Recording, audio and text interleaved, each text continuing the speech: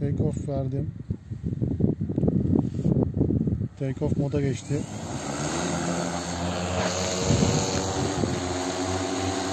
Work diyorum. Navigation moda geçti. Yükseliyor. 1 numaraya doğru gidiyor.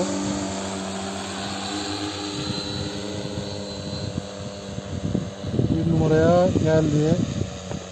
Döndü.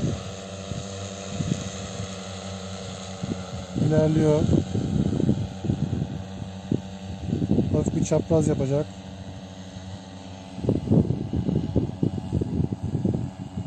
Oradan geri gelecek. 5 metreden yapıyor bu taramayı.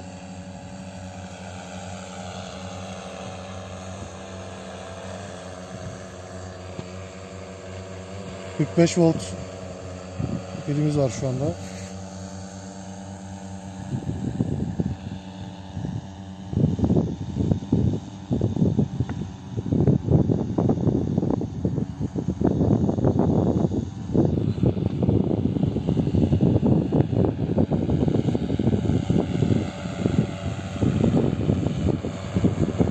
...2,5 metre saniye hızla taramasını yapıyor.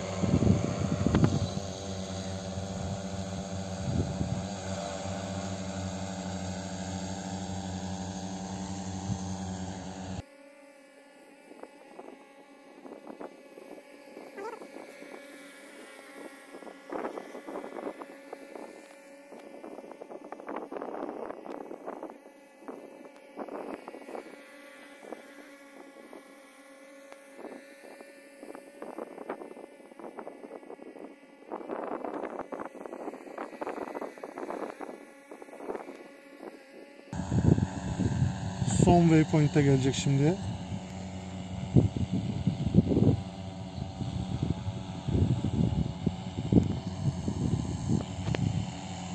Son waypoint'e geldi. Görevini bitirdi. GPS moda geçti. Artık burası sabit. Eve geri gel komutuna basıyorum. Onaylıyorum. Dönüşünü yaptı.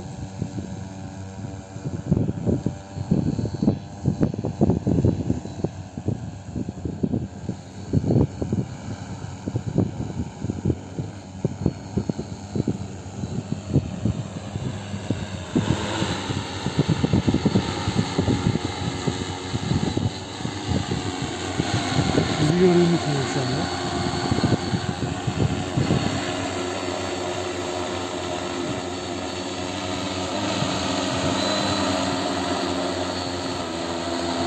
Bunun içine geçiyor.